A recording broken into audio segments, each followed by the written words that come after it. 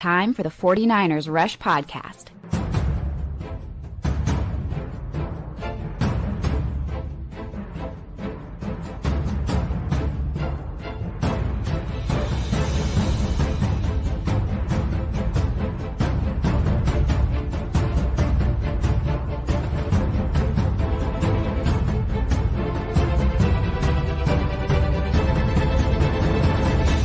And here's your host, John Chapman. What is going on, faithful? It is absolutely incredible to be with you guys. It is Friday.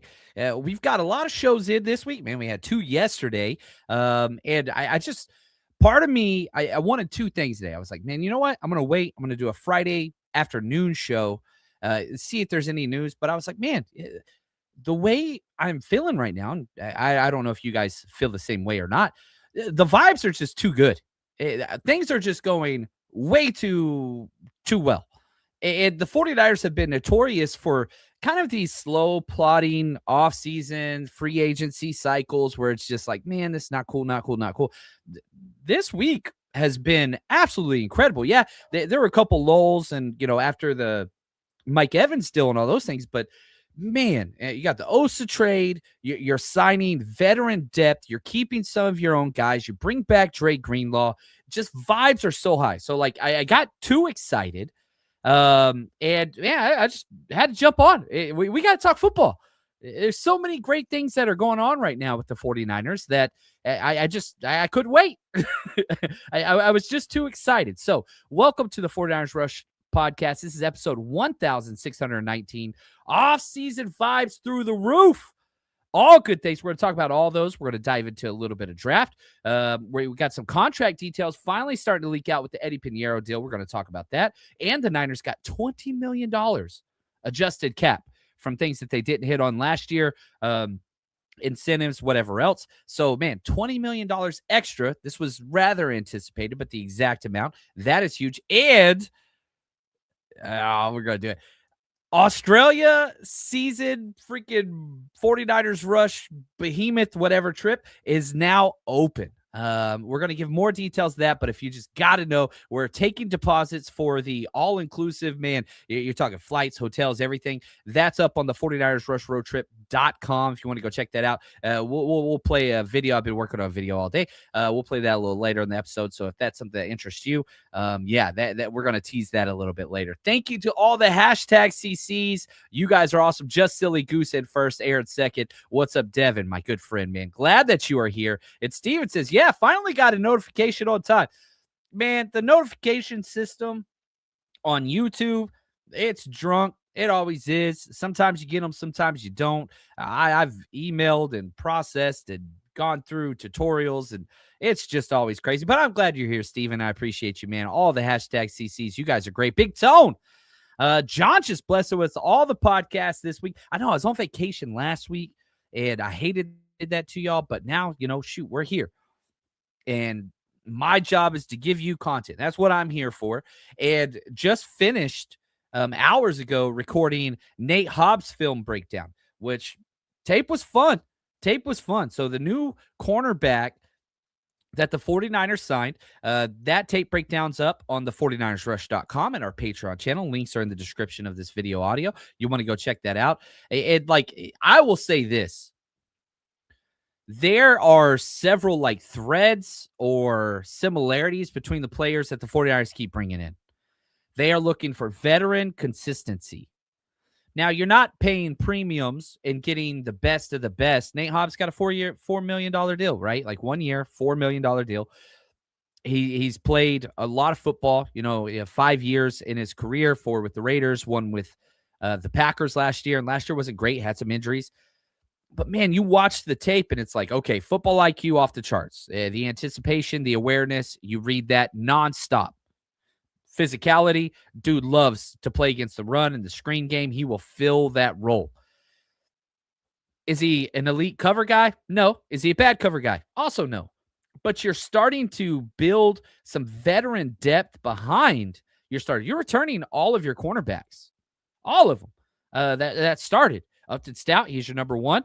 He's going to be your slot guy. Diamador Lenore, if you want to say he's his number 1, that's cool. But I am all in on the Upton Stout train. And then Renardo Green, there's some question marks there, but he was your number 2 kind of last year. You've got Darrell Luter Jr., who was your prime backup last year. And now you have Nate Hobbs, who could step into that big nickel role. And probably one of my favorite things about Nate Hobbs, versatility. 6 foot, 195 pounds. He could play both safety positions if he had to. He could play the big nickel. He could play regular nickel. He could play both outside corners. He's done a lot of that in college. And you just have now a prime backup and versatility for all of your defensive back spots. So I love that. Veteran depth is needed. Veteran depth is what quality teams get to establish. And Nate Hobbs fits that. And it's a value deal. You got Mike Evans below market value. You got Osa Odighizuwa below market value. You got Dre Greenlaw below market value. Get Nate Hobbs below market value. See what he got, just a year ago with the Packers, got injured, didn't live up to that. You're getting these, I don't want to call them bargain bin. You're getting value deals on the free agency market because you're not paying the going rate. Mike Evans chose you. The financial details aren't out on that one, but not bad. That contract, dude, the rumors were $27 million for a year, like all that kind of stuff. Like, man, I freaking love it. Rick, appreciate you, man. Glad that you guys are here. Yeah, hit that like button. What's up, Devin? Appreciate you guys. What's up, Grumbles 2010 in there? What's up, JP Hellahard, my good friend, man? It's good to see you. Colin from way across the world. Glad to see you here. Right here, Kawachipto, I would restructure Osa for an extra $12 million in cap. This is kind of like, I would not be upset if they restructured Osa Odighizuwa's contract at all. However, I am always a little bit reluctant to do so right off the bat. When you get a new piece, you're not sure how that's going to, quote unquote, shake out. $16 million cap hit this year. That's way below market value for what Osa brings. But then no guaranteed money on year 2 or year 3. You could add a year, which, I mean, he's young. He's going to be 28 this season. You get to add a year. You could just do, literally create a new signing bonus, and that could create your $12 million you're talking about, Kawachipto. I just always like verification. I want to see that Osa can contribute at the level you are hoping he can before you do that deal. I'm always just a little hesitant of the major trade, which 3rd round picks, not major, and extension on top of never playing in our scheme or I want to see what it goes. Now, you get through the first month of the season and he's been as advertised, stays healthy, which he's only missed 1 game in his entire career. Yeah, then get that done. That gives you all that cap space. Then for the trade deadline, you can kind of get aggressive. So I want to pump the brakes just a little bit, but I wouldn't be upset if they did. So that's kind of where I am. I'm straddling the fence on this one, which I don't like to do. But I'm like, man, let's wait and see on the Osa thing. Now, if you're going to turn around and put that $12 million cap savings into a starter level safety or another wide receiver or a left guard or, fill in the blank. All right, speed edge rusher. Okay, cool. But part of me says, let's wait and see. Let's hold back. You don't have to. You got 3 years to make a deal on Osa, but let's wait and see. Let's make sure you're getting what you want. But Kawachipto, always appreciate you and what you bring to the table. Grumbles, I was pretty down on the Niners. Didn't think they could fill all their holes with the resources they had. Then Mike Evans signed, got hopeful, then a baller DT, and then Greenlaw. Dude, I'm so excited. And I'm getting messages, emails. My inbox is blowing up. Social media is blowing up because people just want to talk Niners. And so that's why it's like, dude, I got to go live. People want to discuss the 49ers. This is my damn job.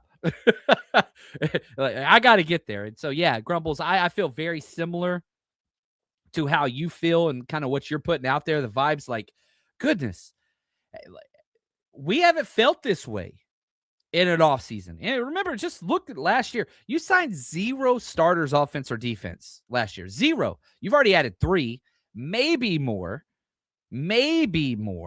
if, Nate Hobbs starts or, you're going to go Vidarian Lowe kicks inside. I doubt Brett Toth starts, something along those lines. But you've got 3 starters, no question. Osa's starting. Mike Evans is starting. Dre Greenlaw started. 3 new ones.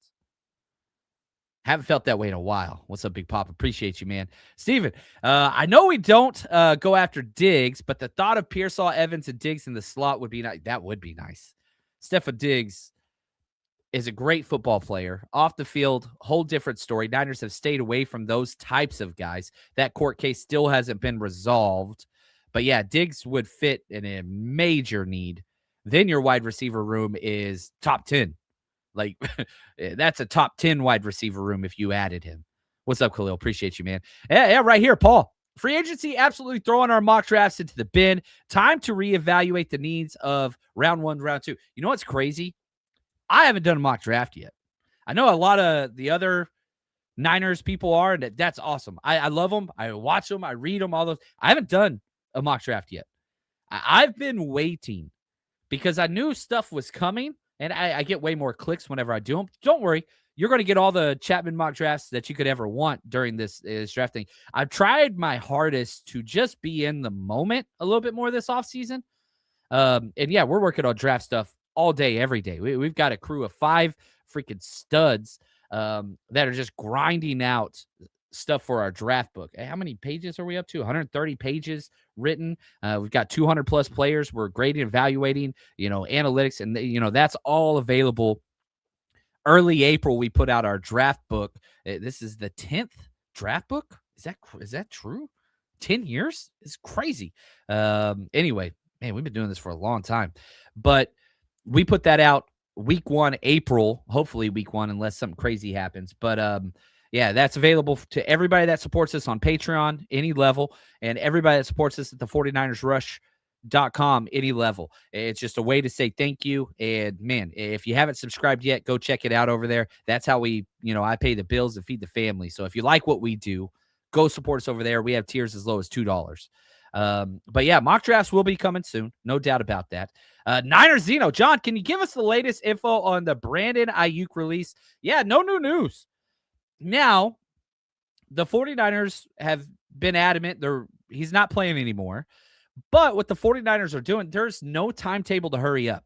If you hurry up, and let's say you release him now, you have 2 options. You can release him pre-June 1, or you could release him now with the post-June 1, which spreads out the cap hit over 2 years, which is what they'll do. However, if a team does want to trade for him, you cannot trade a post-June 1 trade. You can't do that unless it's after June 1st, where you can spread that cap hit out over 2 years. So if you were to just release him right now, you could release him pre or designate a post-June 1. But the Niners are hoping somebody's going to want to trade for him. I absolutely love this. And again, I'm petty. This is my own self-evaluation. I could be way wrong. Every time I meet somebody new, they have the opportunity to become my best friend. This is a character flaw, but I kind of like the way that I do things, right? So, I'm the type of guy that gets taken advantage of a lot of times because I will bend over backwards to help people. That's just who I am. That's who I've been. That's how I was raised. It's whatever. And yeah, been taken advantage of, but I don't ever want to let that change me, right? Just because you suck, that's not my fault. In Southern hospitality, whatever you want to put in there.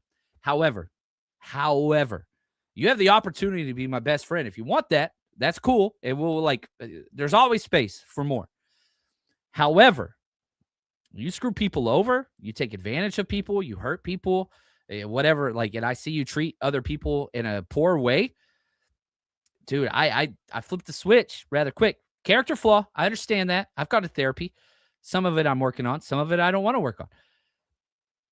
But the idea is this, dude, I get petty quick. And you hurt people. You hurt people I care about.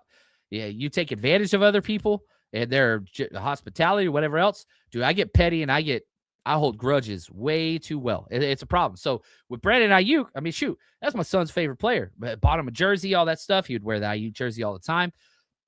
That dude screwed over this football team and every single person in that locker room. He screwed over that coaching staff. He screwed over this fan base for his own personal gain. And that's all he cared about. Nothing else. You have his own coach, the wide receiver coach, TJ Hazamanilla, out there saying, yeah, you got to be careful with this dude. It's crazy what he's done. I'm not making it easy on Brandon Aiyuk at all. I'm going to be as petty. I'm going to hold on to him to the last minute. Because if you cut Brandon Aiyuk, if you release him now, he just gets to go sign with whatever team he wants. No. And people have said, like, man, that's bad business practice, and you don't want other people to feel this way, blah, blah, blah, blah, blah. And like, you're just being like, yes, yeah. I don't like, if you look at the Brandon Aiyuk situation and you're faulting the Niners, I understand there's two people, there's two sides and whatever else. They tried to trade him. That's the whoopsie after they paid him way more than he was worth. Man, get the hell out of here. You're on the wrong side on that one. You're on the wrong side. So yes, I want to be petty. I want to be bitter. I want to hold this grudge. I want to make it as hard for him to play for another team as possible unless we get reimbursed something.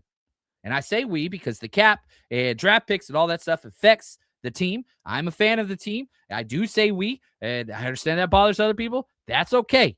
You don't have to watch my face, which I don't blame you.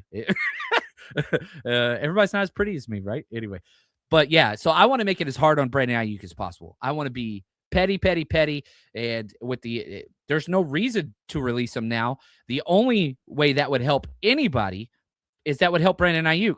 That is not the top of my priority. It's not anywhere except at the bottom of my priority list. So sorry, BA, you sitting still. And it seems like that is the approach the 49ers are taking. Even if it's just you might get a 7th round pick out of it, cool. And if not, then guess what? We're going to hold you till post June 1, and we'll release you then after the draft where there's not that many wide receiver spots available because every single team already filled their spots through free agency in the draft. That's just kind of who I am. I am a nice person, but yeah, at that point, dude, screw you, bro. Screw you and your team. That's just the way I see it. Now, Paul right here, he says, I hear that, John. BA was my favorite Niner a few years ago. I'm all the way out on him now. Make it tough for him to be. Yeah, like, you know what he wants to do. He wants to go to the Commanders. I do not want to make that easy. Right here, Sir Kaiser, I'd rather Aiyuk lose as much money as possible. And, like, understand, we are the podcast that celebrates every deal and is so happy when people get paid. I don't want this dude to get paid. I do not. Great one says, free Aiyuk. I love this. I love this. Quinn, I'm on your page, and it's okay to disagree. Like, I'm not saying you have to agree with me. I'm telling you my stance. I'm telling you what the 49ers are currently doing aligns with that. We ain't going to make it easy on him. You want to screw us over? I like the Devontae Campbell stuff. Screw that dude over. The Niners did as much as they possibly could to make things as hard as possible for him. You do the same damn thing to Aiyuk. You F with us, we're going to make it as hard as possible. That's just the way it goes. What's up? I appreciate the super chat. Solid moves so far, but our safeties are still bad. Yes, they are. Which safeties do you think we should go after? I'm fine with so many different positions. The safety is so devalued in today's NFL. You have 3 young guys, Malik Mustafa, Marquise Siegel, and then you got Jair Brown. That's the order I have for those 3 safeties. You look at what's out there. Nick Scott, I would love him. Xavier Woods, I'd be fine with him. Tony Jefferson, he's 34, but still would be fine with him. Andrew Sisko, I'd be happy with him. Ashton Davis, I'd be cool with him. Harrison Smith's retired. Geno Stone, he's a little bit more pricey, but still Donovan. Like, there's so many out there. But the 49ers have shown they're not going to pay safeties. They've never paid safety since Kyle Shanahan showed up. They just haven't. Jimmy Ward, kind of, but they moved him to nickel, and then they let him go. Like, he wasn't, Kyle Shanahan, John Lynch didn't draft Jimmy Ward, and he's available out there now, but no, don't bring him back. I think that I don't want another young safety, but it's a major need. It really, really is. So I don't think that they're going to sign another safety. I think they're okay with the 3 guys they have, and they're going to see if maybe safety that they love drops to them in the draft in the 4th round, or, kind of see how that goes. And I'm going to be really honest with you. Like, I might be kind of the lone wolf on this one. I really think that they should go after an edge rusher, wide receiver, offensive lineman in the 1st round. I believe that. But there is a safety. There's 3 safeties, in fact. Dylan Thieneman out of Oregon. This player is badass. And he would, do I want to spend a 1st round pick on a safety? I don't. But if you did, he is a playmaker. And he fits perfectly what the 49ers need. 6 foot 201. That is the ideal build for a 49ers DB. 4.37 yard, 40 yard dash. Down. Here's my draft write up on him. Comes downhill in a hurry with bad intentions. He could play everywhere. He could play strong safety, free safety, nickel, outside corner if you needed to, but safety's his best spot. Very savvy for a 3-year player. NFL size, speed, versatility teams look for. Productive in 3 seasons, 306 tackles, 8 interceptions. Football IQ's one of his strongest traits. So you have athleticism and you've got experience. You got speed. You got toughness. Just check. Energy guy, very consistent pursuit, range, tracking ability. I freaking love this dude. Amazing eyes. A big reason why I don't like D Winters. Dirty eyes. Thieneman sees everything. So maybe the 49ers are like, look, if one of these 3 safeties falls to us at number 27, we could take that. But, and I'm not saying I want them to draft Dylan, a safety, Dylan Thieneman in the first round. That's not what I'm saying. I'm saying I would understand it. I'm pretty big on, going after those premium positions, but at the back end of round 1, and this draft is weird because I'm only going to have like 15 first round grades, and Thieneman's right there. So if you get him at 27, that's there. Right here, Kalo says, yeah, Thieneman at Purdue was a different safety than he was at Oregon. Played more in the box. Yes. Oh, what's up, Lieutenant Simple Jack? We got Rob Louder. What's up, man? He says the 49ers might have gained a safety with the combinations of Hobbs and Stout. Raheem Morris might get weird. Let's get weird is one of my life sayings. Why not? Have a good time. Have fun. I don't think that you move Stout. I'm cool moving Hobbs, and I do think that Hobbs could play safety. I think Stout could play safety. I value the nickel corner spot head and shoulders above the safety position. I really, really do. But yeah, you have that flexibility now where you could do some weird stuff. Could Stout play safety? 1,000%. Yeah, Stout could play anything. Like Stout could play anything. I'm so bullish on Upton Stout. And if you want to move Hobbs to the big nickel role, and you want to move, as long as he's on the damn field. My biggest complaint with Robert Saleh was why the hell did Upton Stout play 17 snaps in that Seattle game? That's it. The Seattle playoff blow-off game. He played 17 snaps. Yeah, you got to get Stout on the field. Got to get him on the field. You do. Crazy Juice, yeah, I really like Thieneman. Yeah, he's a fun player, man. Do you take him that high? I don't know. Can Hobbs play outside? Yes, he can. The answer is yes, he can. Let me pull up just real quick. I just finished the Nate Hobbs film breakdown. And so let's see here. Out wide corner just last year with the Packers, Nate Hobbs. Out wide snaps, 232. Slot corner snaps, 86.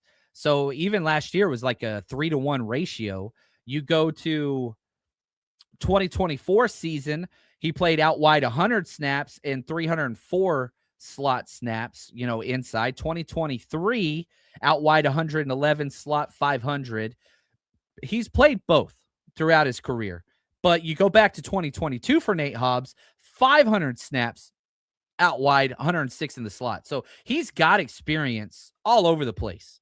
The 6 foot, 195 pounds, that is built. That's their prototypical corner that they want. You all throughout the Shanahan regime, 6 foot, 200 pounds. It's what they want as a defensive back because you can move them. So yeah, Hobbs can play outside. Probably better the closer you get him to the line of scrimmage because he is aggressive. He's not a thumper, but he plays well in the box. And yeah, start Hobbs over Green. That keeps Stout in the slot. I think there's going to be a competition there. Renardo Green is so much more talented than Nate Hobbs. Nate Hobbs brings football IQ. He's so calm, cool, and collected. Like, the film breakdown I did was the Bears Week 16 2025 game, which went into overtime. And, my thing about Hobbs is, I call him a duck. It don't matter if it's fourth quarter, they're driving overtime, they're driving to win the game, whatever else. He's calm, cool, collected. Feet are always kind of chill, poise. He's not a panicker. IQ, savvy, communicator that's physically tough. The problem with Hobbs, his coverage skills are not great. That's why you're getting him for $4 million. Ronaldo Green's a better cover guy, but he doesn't have those other things. He's not calm, cool, collected. He panics. He does not have football IQ, some of the worst decision-making process. That's why Shanahan yells at him all the time. He's physical. That fits. But he just makes bad choices. But he's a young guy. He's going into his third year. So, you have this look. I think you roll with Ronaldo Green. His ceiling is so much higher if you keep him. Nate Hobbs is your fallback, right? Or Nate Hobbs is if anybody gets injured, or Nate Hobbs is your big nickel if you want to do that. There's a way. Find a way to get the best 5 out there. Nate Hobbs fits a lot of what you don't currently have. And so that's out there. Anyway, right here. Can Hobbs and Green do the fusion dance? Yeah, right. Bring them together, man. Get them together. Right here, Jax. John, with what we've done, I want to save this one. With what we have done so far in free agency, who you take it at number 27? I want a premium edge rusher. Right now, my 2 guys, I've said this, I want Cassius Howell of A&M, and I hate A&M, but that speed edge rusher guy. Or I want Chris Brazel II for University of Tennessee. I hate Tennessee, too. It's a fake UT. 2 of the schools I hate, 2 of the uniforms I hate more than anything, but I try my hardest not to scout the uniform or the helmet. I scout the player.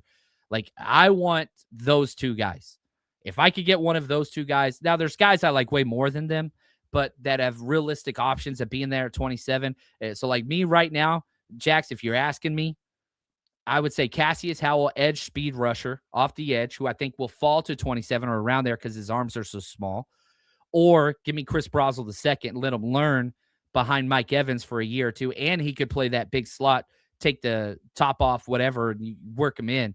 Those are the 2 guys right now I'd be totally cool with. There's a lot of other guys, but you ask me right now, those are the 2 guys I'm going for. Now, here we go, our big announcement.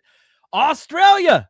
We're going down under, baby. 49ers Rush Road Trip is going down under. The 49ers and Rams play in Australia to open up the 2026 season, and we got you covered. We are now taking deposits in a partnership with X Hospitality and True Fan Travel. All you have to do is go to 49ersrushroadtrip.com, and you can sign up right there and get your deposit in. It's $499 deposit, but here's the kicker. Fully refundable all the way until the end of May, which that's going to give you several weeks after the official announce of the schedule. But we're trying to build this out and make sure that we have spots for everybody that is serious about going. So, however, if we fill up our spots and you didn't get your deposit in, then I hate to say it, probably not going to be able to travel with us. We're covering direct flights from San Francisco all the way to Melbourne. We've got 4-star hotels. We're all going to be staying together. I can't announce that until the NFL announces. They've got a lot of red tape on that.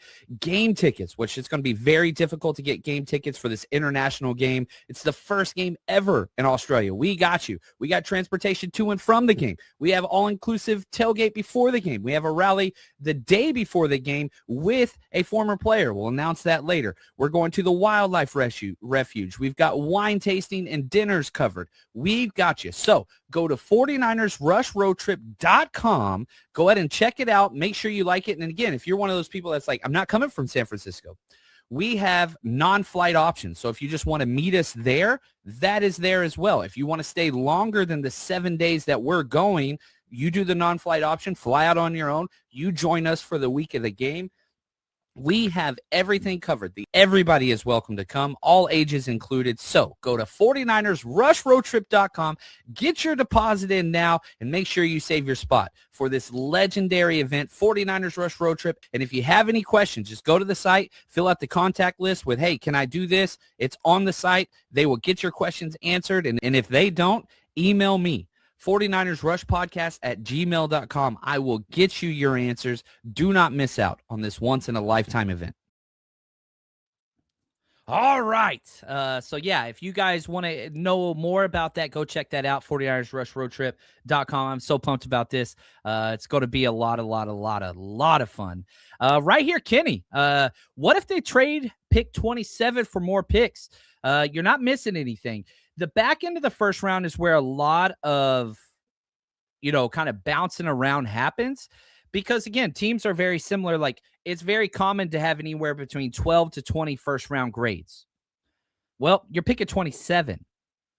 How often is it that you're picking in the quote unquote first round that you get a first round type player? At pick 27, not likely. Now, every GM will get up there and say, oh, we had a first round grade on him and we didn't think he'd be there and we thought we'd trade up and blah, blah, blah, blah, blah. Those are there.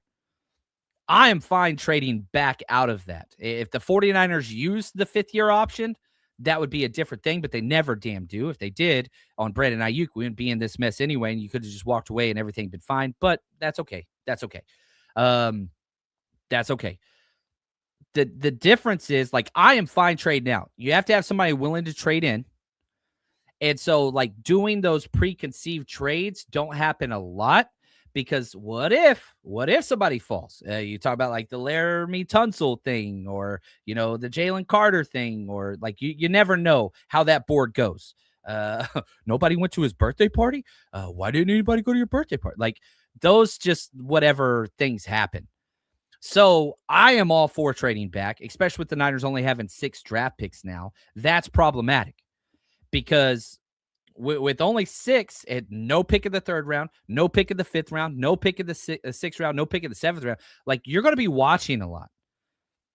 So if you can manipulate the board a little bit to give you some flexibility and to find value, because guys are going to fall in every round. And this is probably one of my least favorite things about the draft. Picking at pick 27, there's just certain guys you can't get. Those guys that you have top 15 rated, you can't get them. And not only that, the players that are ranked kind of 35 through 50, you don't have a shot at them either. Because you don't want to reach on them, or you could trade back. Like, then you could have that shot. But like, you're picking 27, you're picking 59. There's 30 spots between there. So like, you see what I'm saying? Like, it just makes it difficult. So I am all for trading around. All for it.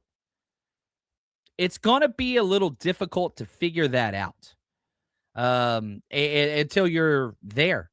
And you've heard John Lynch talk multiple times. Yeah, we kind of found sticking around in our spot is kind of what we prefer. And just staying there and taking a guy. That's what he said last year. So, they traded. He broke the record for most trades ever, I think, on his first draft. And now you look at it, just kind of sit tight. That seems to kind of be the approach. So that's there. Yeah, I like Zion Young. I think he's a damn good player. He's not really the speed edge guy that I think the Niners need. I thought that the 49ers needed that even before Bryce Huff retired. But again, Bryce Huff wasn't going to be a part of this team whether he retired or not. And so I got people like, man, wish you wouldn't have retired. Like, 49ers were going to cut him. That's just what was going to happen. The timing of it kind of signifies that. The tape for sure signified that.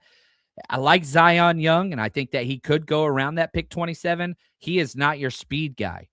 He is 6'6", 262 with long-ass arms, and he's great. Like, I'm not sitting here saying he's great. And so, like, a lot of people, like, I put out a KC Concepcion video, wide receiver for A&M, and people were like, you said not to take him. And I was like, yeah, I did. Then you signed Mike Evans. Now you can take him. I still don't have a first-round grade on him. I think it's a little bit of a reach. I wouldn't prefer to take KC Concepcion at 27, but I understand it. You have to fit the needs that this team has. That's the way Kyle Shanahan and John Lynch draft. That's the way they build through the draft early. Like, they do not draft best player available early. Never have. You can complain and say that's stupid, and I would agree with you, but that doesn't change the fact that they've never done it. They go after needs at premium positions early in the draft, period. We've got 9 years of it now, going on year 10. Don't expect that to change. Best player available, 4th round, sure. 1st, 2nd round, nope. That is not what the 49ers do. They never have. They address needs at premium positions. And so, like, I just did that whole diatribe about, like, it'd be cool to get the safety Thieneman, but, like, it's not really in their cards. They don't even draft safeties, right? So I like Captain Rush. I like Zion Young. I really, really do. But they need a speed edge rusher. Zion Young ain't that. He didn't even run a 40. He's one of the slower defensive ends on tape. We'll see what he does at his pro day. Maybe he can surprise. And he's a great guy, great player. I am not mad if they draft him, but it's not the need that they have. You have Mikael Williams. You have Nick Bosa locked up for multiple years. Teradove says, yeah, look at that. Birthday party, draft day reference. That's right. Everybody take a drink. Williams says, if Chris Bell can stay healthy, I think he has that T.O. type of play. Yes, he does. Chris Bell's awesome. It was injured, late. But now the 49ers have wide receivers where you don't have to depend on Chris Bell. Where do you take him? I don't take him in the first round. If he falls to the second round, if you trade back from the first round and trade up from the second round, then I'm cool with Chris Bell. And I love Bell as well. But I don't think that I don't see it at pick 27. That's all I can say. Right here, Logan, for all the people talking about trading Mac Jones, it's looking less and less likely. This is in my notes too. Look at what the 49ers are doing. You're going and getting veteran established players. Nate Hobbs, veteran established player. Dre Greenlaw, veteran established player. Mike Evans, veteran established. Osa, veteran established. Brett Toth, veteran established. Vidarian Lowe, veteran established. These aren't gambles. These aren't the 49ers, for all the people for so long that have said, why don't the 49ers go all in or whatever? This is what that would look like with this coaching staff and front office. They are going after, we're trying to build something right now without sacrificing long-term. How does Mac Jones fit into that? Yes, you need more draft picks. Do you make the playoffs last year without Mac Jones? You do not. You're talking about a team that is the most injured team over the past decade. You've had one season where you weren't super injured, and that was 2023, and you should have won the Super Bowl. You didn't. Missed it in overtime. A whole different conversation. But, man, you've been injured so much. If Brock Purdy misses time again with this roster, how long is CMC going to play? How long is Trent Williams going to play? How long is George Kittle going to play? How long is Mike Evans going to play? Do you want to miss this window because Brock Purdy misses 3 games and you go 0-3 with the backup quarterback? This is not me. This is not my logic. This is what the 49ers are telling us. With all these veteran established players that they continue to assemble. So the question then becomes, why trade Mac Jones for a 3rd-round pick or even a back-end 2nd-round pick if you know Brock Purdy, if Brock Purdy gets hurt, we're fine. If Brock Purdy gets hurt and we got Mac Jones, we're fine. This whole year can continue. If Brock Purdy goes down, vibes don't change, right? Not if you got Mac Jones. Now, you trade Mac Jones for number 70th overall pick or whatever you want to put out there. Might not make the playoffs if Brock Purdy misses time. If you got Mac Jones, you're making the playoffs. You made the playoffs last year with Mac Jones. You're fucking making the playoffs this year with Mac. Fine. You're just fine. Things get weird sometimes, but with this roster, you had no wide receivers. You had no linebackers. You had no defensive ends last year. You had none of that. Still won 12 games and a playoff game on the road against the defending Super Bowl champs. Now you're getting back all those freaking players, and you're adding Mac Jones puts a variable into 2026 success. Because if you trade Mac, you might get a great draft pick. You're going to take a wide receiver, might take a corner, might take an edge rusher, might take an offensive lineman. That's great. Who's your backup quarterback? For Kyle Shanahan, he values the quarterback position more than anything. You remember Kyle Shanahan was the coach whenever he lost 3 quarterbacks in one game? And freaking had Christian McCaffrey back there freaking playing quarterback with the play call wristband. I don't know. And I'm not against trading Mac. If somebody gave me a top 50 pick, I'm trading him. But you also didn't know teams were going to be okay having Geno Smith as your starting quarterback, right? What the hell is that about? Teams are just making some weird. Yeah, we're cool with this. Gardner Minshew's the starting quarterback in division. You weren't going to trade him in division. But the musical chairs of quarterbacks, you've got teams out there saying, yeah, we're cool tanking. That 2027 draft class is going to be incredible. It really is. And so back to the question of trading that 2027, or sorry, the 27th overall pick. I'm just going to put this out there. I would be okay trading that 27th overall pick for a 2027 first round pick. I said that before on the show. And it kind of goes against the win now, whatever else. But that next year draft class, it's going to be one for the ages. And I know a lot of times whenever we talk about that, it has to do with quarterbacks and whatever else. But you look at offensive linemen, how long is Trent going to play? You look at wide receivers, next year's wide receiver class might rival that of freaking the 2014 draft? Yeah, the Mike Evans, Odell Beckham, that Sammy Watkins draft. Like, next year's draft class is going to be that damn good. So,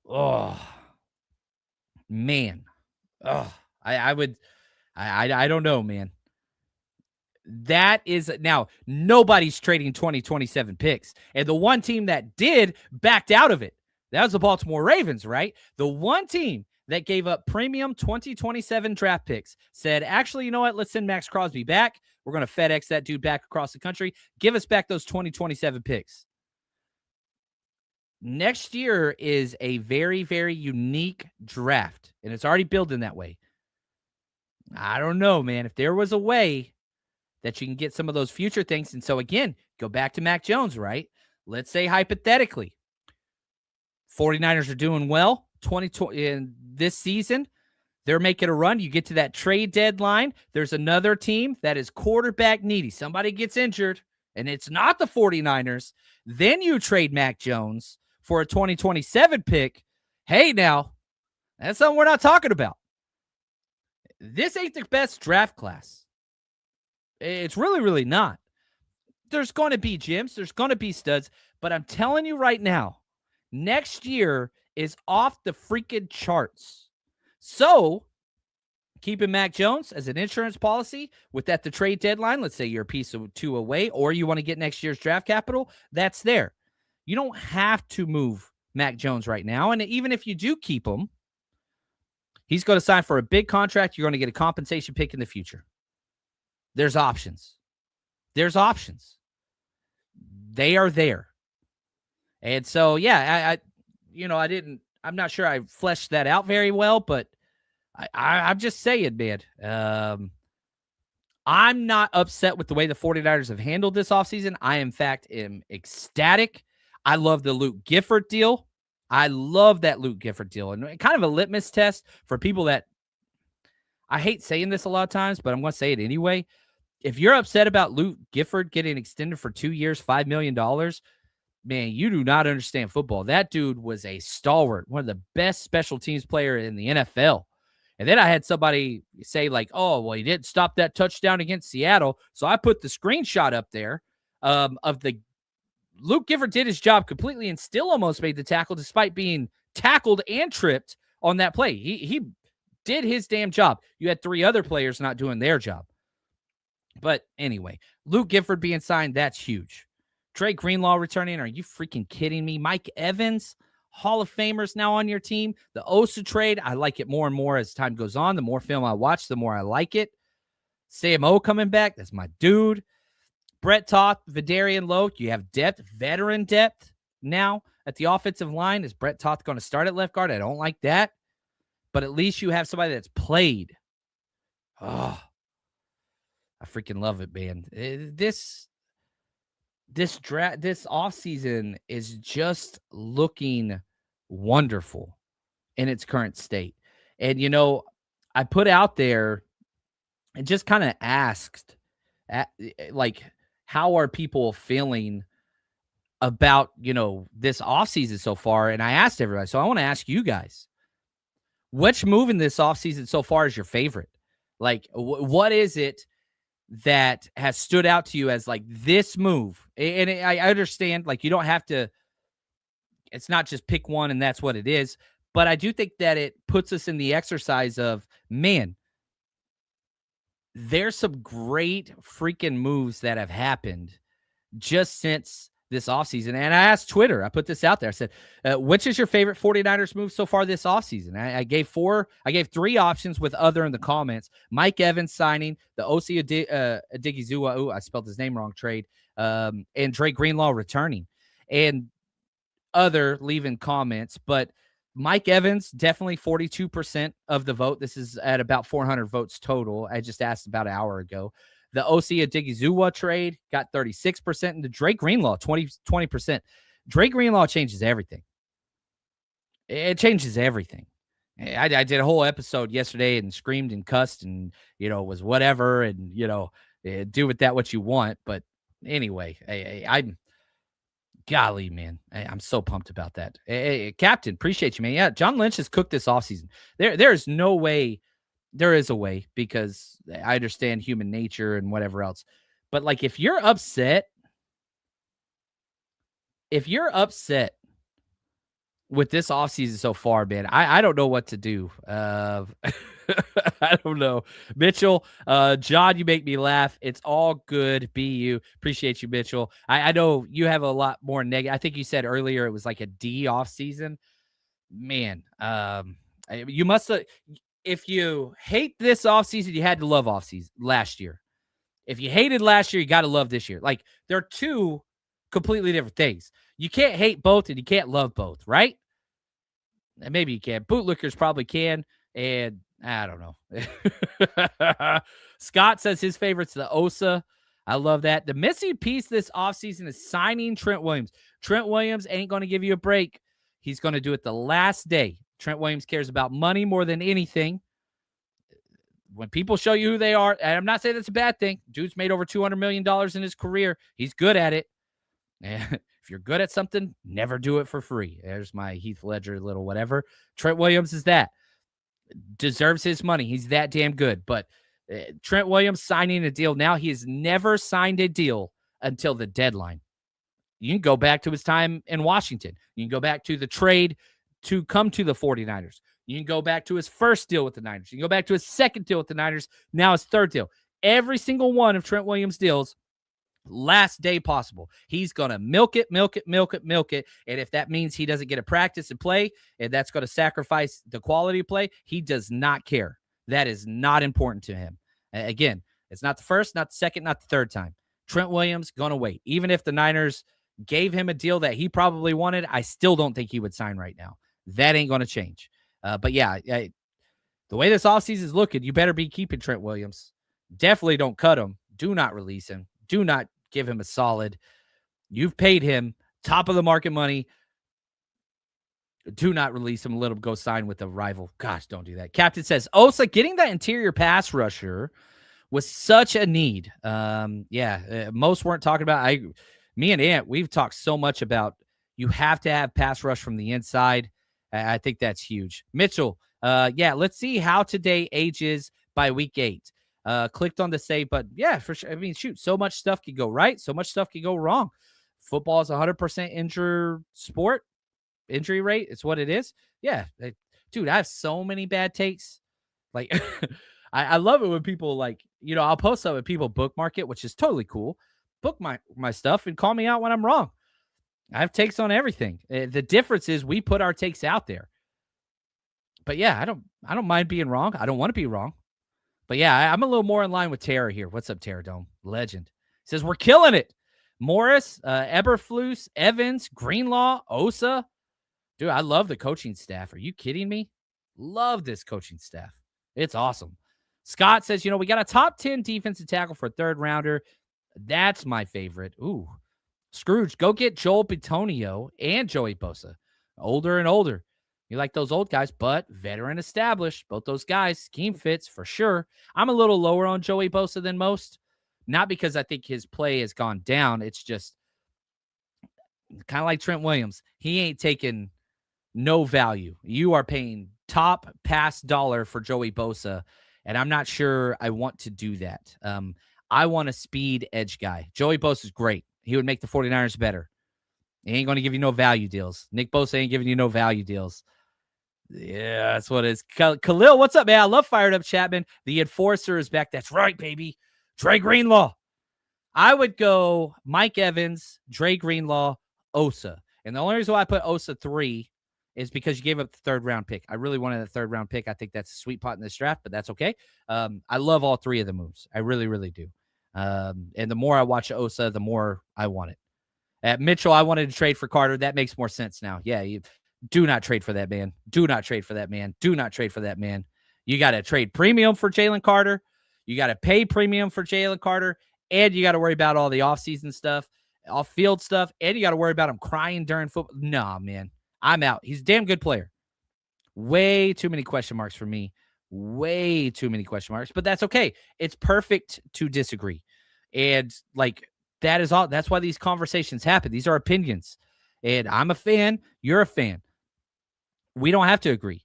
But we ain't got to be mean to each other. Hopefully, I'm not being mean to you, Mitchell. I think you're freaking awesome, and I appreciate you being here. And keep sharing your ideas. And like, dude, if you like, I tell this story all the time. You know, my dad had season tickets to the Braves, and he was the most negative fan ever, every single game. Nothing but F-bombs and whatever else. But yeah, like, you be your fan. One of the pillars of this show, the idea was, let's create a more positive fan experience. You might not be ready for that. And that's okay. That's okay. There are lots of negative shows out there that could, whatever. But that's just my personality, right? Like, that's who I am. So I don't want to be somebody I'm not. And I have had job opportunities to go work for other platforms and networks. And basically they told me, you're going to not be a fan anymore. We're going to do a lot more negative and kind of clickbait stuff. They even said that. And I'm just like, no, like, I'm sorry. And they say, like, how much they'll pay me. And I'm like, pause, then no. Because, yeah, that's where the money is. But I ain't that guy. And I hope I'm not going to be that guy. So whatever I do, hopefully I don't ever. But if I ever do sell out, y'all freaking charge my ass up. If I sell out, y'all better be in my mentions, dragging me. Do not let me be that guy. Please don't let me be that guy. But yeah, if I ever get to be that guy, man, y'all drag my rear end like I am Brandon Aiyuk holding a team hostage, not helping people out. Yeah, anyway. Yeah, whatever. Now, a couple other just quick notes. Man, Eddie Piñeiro's deal comes out. 4-year, $17 million deal was what it was announced, but it comes out, it's a lot less than that. Like most contracts in today's NFL, a lot of funny money, a lot of whatever. It turns out it's only a 3-year, $12 million deal. Shout out to Nick Wagner for putting all the details out there.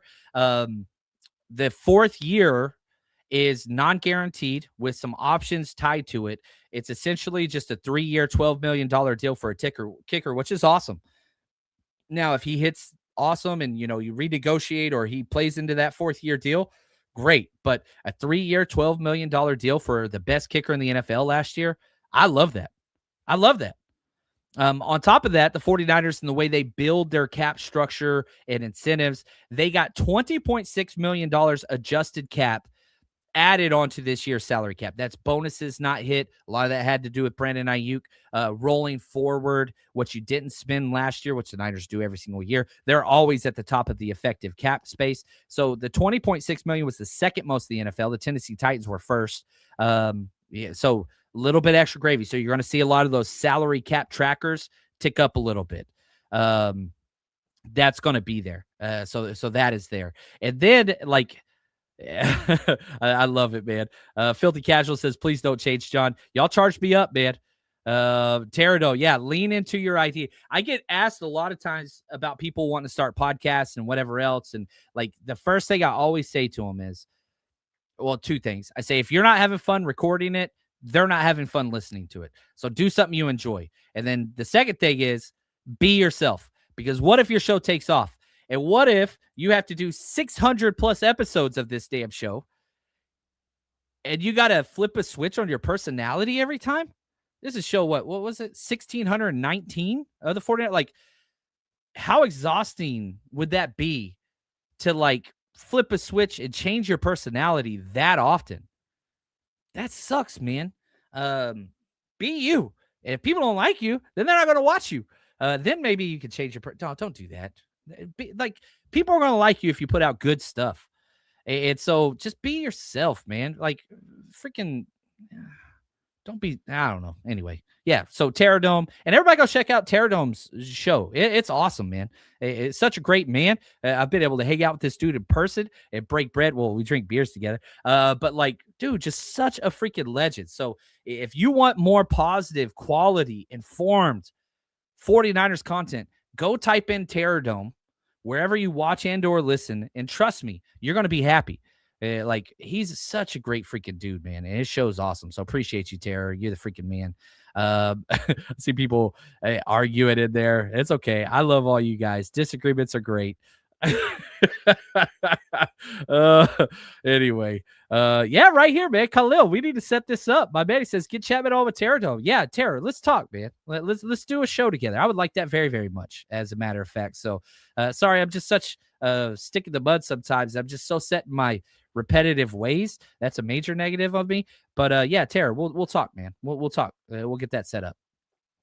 Now, this is something I'm getting some negatives on Twitter for, so I'm going to share this.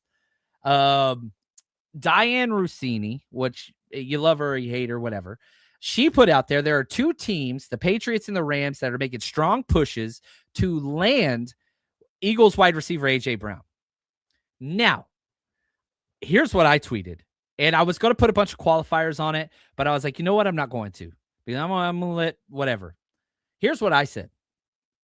Is it weird that I kind of want the Rams to win this trade and get A.J. Brown? Kind of do.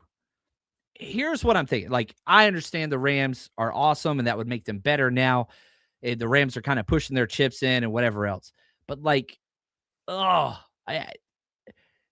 that implosion when Matthew Stafford, one of the oldest quarterbacks in the NFL, does hang up the cleats or gets injured, it's over. Like, the Rams are going to be decimated for a decade. And now Stafford keeps playing. And yeah, Trent Duffy's a stud, but they gave up premium capital for draft picks and paid top of the market money. If they trade for A.J. Brown, which it's the Eagles are saying first plus, so they're giving up a first rounder plus, like, I get it. Will it make the Rams better this year? Yes. Do I like that? God, no. But part of me is just sitting here saying, like, man, when Stafford's gone, like, I truly do think Mike McVay's done. Sean McVay. Mike McVay's different. McVay, sorry about that. I think McVay's going to retire or go to whatever. Like, I think he's almost done. So, like, I'm just like, that franchise is just going to go back to where the Rams belong. Same old sorry-ass Rams. So part of me is just like, dude, I wouldn't be mad if they paid a premium. So, like, if it's a first plus, if they give up a first-round pick plus, then I'm okay with it. And you look at the Rams right now, and kind of, they already trade. They have the 13th overall pick that they got because of the Falcons, right? Was it the Falcons? I think it was the Falcons. Yeah, it was the Falcons. So they have that pick. They traded their other first-round pick to get Trent McDuffie. So, like, dude, if you're going to, and A.J. Brown's awesome. Like, that, this is not a slight against A.J. Brown, but dude's got some weird stuff about him, no doubt about it. I don't know, man. I don't know. And right here, Monkey, this is the nuanced approach here. Didn't we say that the Rams were going to implode like 5 years ago? Matt Stafford stuck around. Matt Stafford's still playing. That's the difference. The coach is still there. When Matt Stafford goes, I think the coach goes. I could be wrong, but how old's Matt Stafford now? That little stinker. I want to look at his contract too. Let me pull this up real quick. Y'all give me just a real quick second. Matt Stafford, he's 38, and he's got cap hits. He's got dead money till 2034. I'm not even joking. That's not an exaggeration. There are void years on Matt Stafford's deal all the way to 2034. 2034. He's got a 48 million cap hit this year, and there's just dead money on dead money on dead money on dead money on dead money. Matt Stafford's incredible. And yeah, Monkey, I did say that. But Matt Stafford's still there. Who would have thought Stafford was going to play until he's 39, 40 years old? Oh, man. So I don't know. Again, not as fleshed out as, most of my takes or whatever. But my initial thought was, dude, if they give up that 13th overall pick to get A.J. Brown for 3 years and top-end money, and then Stafford retires, and then McVay leaves, and then, dude, they don't have the, I'm just saying, I wouldn't be mad at it. I wouldn't be mad at it. But if they get him for less than that first, then I'm like, okay, that's not cool. Lyle, appreciate the super chat. John, how much salary cap do the Niners have, and will they sign an edge rusher? So I'm going to give you two separate kind of, where's it at? There we go. Come on, let's go. Where's my contracts? Active contracts. Anyway, over the cap, the 49ers are currently sitting at $27 million cap space. Now, you have to kind of do, it's a little bit weird because whenever you look at just kind of how the cap works, a lot of these deals haven't been announced yet. So what's been taken off, what's haven't. If you go over to Spotrac, they have the 49ers at $28.9 million cap space. So these professional accounts that all they do is track this, they're not even in agreement. Is there room to sign a speed edge rusher? The answer is yes. The question, is that really an option with what's out there? That's kind of the issue. So, again, let's pull up the free agents that are available right now as edge rushers. There's not a lot there. And it's not pulling up. Let's refresh the site. I think the site just crashed. Which it does that a lot. Here we go. All right. Here are your edge rushers. Joey Bosa. It's too pricey for me. He's projected to get like $13 million. I think that's too much. You could afford it, but I don't know. Leonard Floyd, no. Cameron Jordan, not a speed edge guy. He's freaking 36, but I'd be cool with that.